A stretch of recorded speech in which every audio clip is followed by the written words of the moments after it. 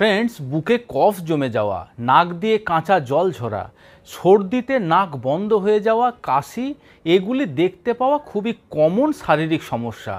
শীতের ঠান্ডা হাওয়া পড়ার সাথে সাথে, সিজন চেঞ্জের সাথে সাথে, পলিউশনের কারণে, বিভিন্ন প্রকার খাবার দাবারের অ্যালার্জির কারণে, এছাড়া অন্যান্য শারীরিক সমস্যার জন্য এই রকম ধরনের সমস্যা প্রায়শই দেখতে পাওয়া যায়। এছাড়া এমন বেশ কিছু মানুষ রয়েছেন যাদের সারা বছর ধরে কিন্তু এই সর্দির সমস্যা লেগেই থাকে।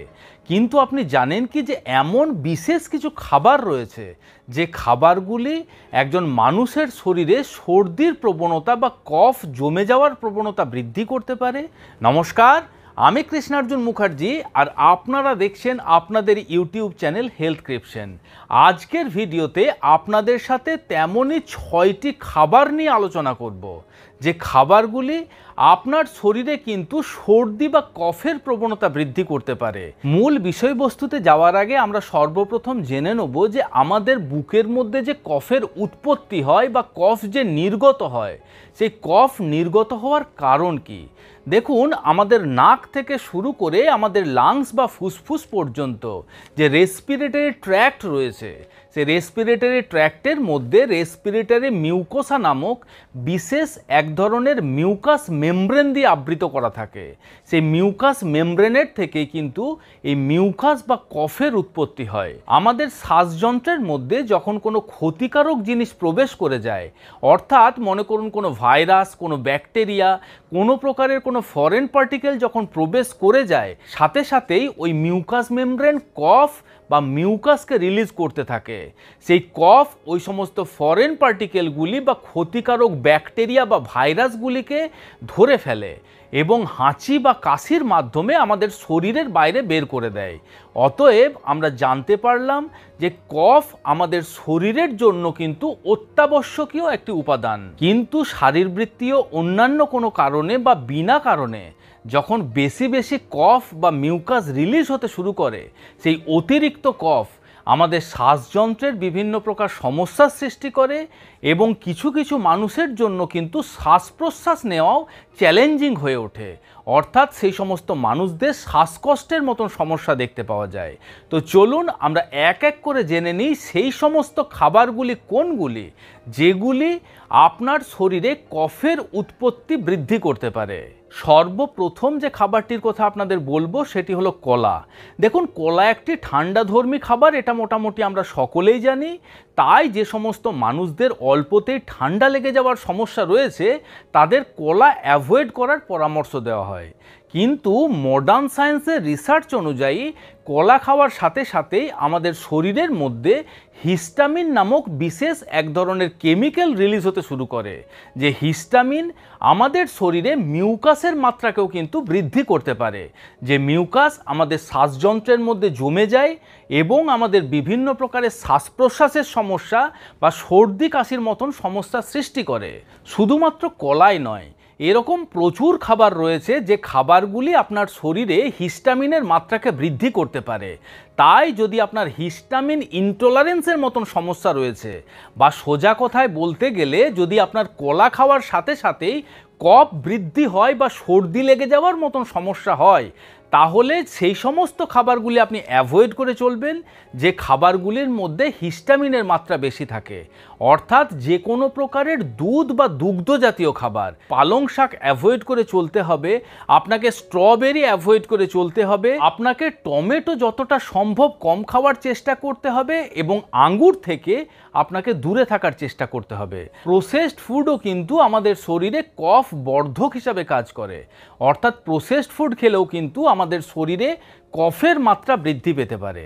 এখন প্রসেসড ফুড বলতে যে কোনো প্রকারের প্রসেসড মিট আমরা বাজার থেকে কিনে নিয়ে এসে আপনার বার্গার, হটডগ, পিৎজার মধ্যে যে চিকেনের টুকরো পেয়ে থাকি, প্রায় বেশিরভাগ সেই সমস্ত চিকেনগুলি কিন্তু প্রসেসড মিট।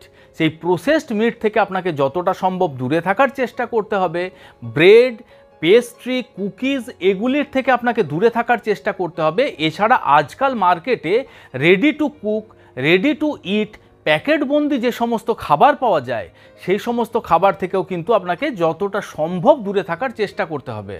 তার কারণ প্রত্যেকটি জিনিস আমাদের শরীরে ডেঞ্জারাসলি ইনফ্ল্যামেটরি রিয়াকশনের সৃষ্টি করে, বিভিন্ন প্রকারের ইন্টেস্টিনাল ডিজিজের সৃষ্টি করে, যা আমাদের শরীরে মিউকাসের মাত্রাকে কিন্তু বৃদ্ধি করতে পারে। চকলেট খেতে ভালোবাসেন না 8 থেকে 80 এমন মানুষ প্রায় নেই বললেই চলে।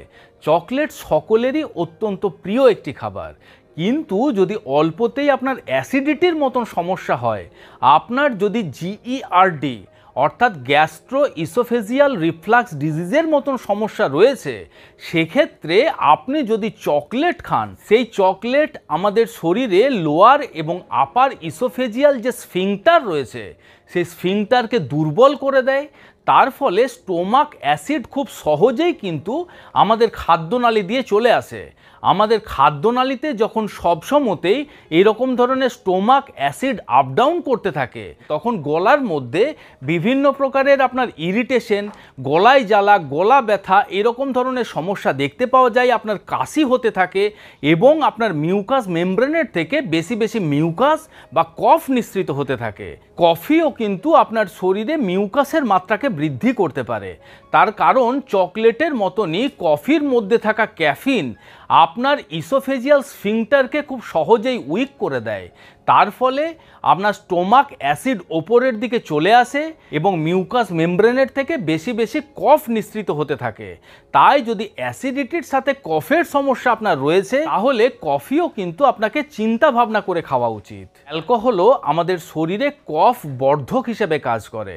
তার কারণ অ্যালকোহল আমাদের ইসোফেজিয়াল যে স্ফিংটার রয়েছে সেই স্ফিংটারকে খুব সহজেই দুর্বল করে এবং স্টোমাকের থেকে অ্যাসিড যখন আমাদের গলা পর্যন্ত চলে আসে, তখন আমাদের গলার মধ্যে যে ইরিটেশনের সৃষ্টি হয়, সাথে সাথেই মিউকাস মেমব্রেনের থেকে বেশি বেশি কফ নিঃসৃত হয়। এছাড়া অ্যালকোহল হলো ডাই ইউরেটিক ইন নেচার। হয়তো আপনারা খেয়াল করবেন, অ্যালকোহল আপনি যেদিনে খাবেন সেদিনে অন্যান্য দিনের তুলনায় বেশি বেশি ইউরিন পাস করবেন। আপনার শরীরে যখন বেশি বেশি ইউরিন পাস হবে, অটোমেটিক্যালি কিন্তু ডিহাইড্রেশনের মতন সমস্যার সৃষ্টি হবে এবং কফ ঠিকঠাকভাবে আমাদের শরীরের থেকে ড্রেন হতে পারে না। কফ থিকথিকে হয়ে যায় বা চটচটে হয়ে যায়, যেটি আমাদের বেশি কষ্টদায়ক হয়ে ওঠে। And last but not the least, carbonated drinks. Carbonated drinks তো আমরা প্রতিনিয়ত খেয়ে থাকি। কার্বোনেটেড ড্রিঙ্কস বলতে আপনার Thums Up, Coca Cola, Pepsi, Sprite এগুলি আমাদের নিত্যদিনের সঙ্গী। সচরাচর এই সমস্ত পানীয়গুলি আমরা ঠান্ডা অবস্থায় খাই। যে সমস্ত মানুষদের কোল্ড অ্যালার্জির মতন সমস্যা রয়েছে, তাদের এই পানীয় খাওয়ার সাথে সাথেই কিন্তু সর্দি, কাশি, হাঁচি এরকম ধরনের সমস্যার সৃষ্টি হয়। তাদের শরীরের মধ্যে বেশি বেশি কফ নিঃসৃত হতে শুরু করে। এছাড়া ওই পানীয়র মধ্যে থাকে প্রচুর পরিমাণে গ্যাস। আমরা যখন সেই পানীয় পান করি, তখন সেই পানীয় আমাদের স্টোমাকের মধ্যে যাওয়ার সাথে সাথে ওপরের দিকে প্রেসার দেয় এবং ওপরের দিকে সেই গ্যাস প্রেসার দেওয়ার ফলে স্টোমাক অ্যাসিড সহ কিন্তু স্ফিংটারের বাইরে বের করে আমাদের গলা পর্যন্ত নিয়ে আসে এবং আমাদের শরীরে বেশি বেশি মিউকাস তৈরি হতে থাকে। তাই যদি আপনার অল্পতেই ঠান্ডা লেগে যাওয়ার মতন সমস্যা রয়েছে, প্রায়শই আপনার বুকের মধ্যে বা আপনার শ্বাসযন্ত্রের মধ্যে, আপনার গলার মধ্যে কফ জমেই থাকে, অল্পতেই যদি আপনার কাশির মতন সমস্যা হয়, আপনার নাক দিয়ে কাঁচা জল ঝরার মতন সমস্যা হয়, তাহলে আমি এতক্ষণ যে 6টি খাবারের কথা বললাম, সেই 6টি খাবার থেকে যতটা সম্ভব দূরে থাকলেই কিন্তু এই সমস্যা আপনি এড়িয়ে চলতে পারবেন। আশা করি ভিডিওটি আপনাদের ভালো লেগেছে। যদি ভালো লেগে থাকে তাহলে অবশ্যই ভিডিওটিকে লাইক করবেন।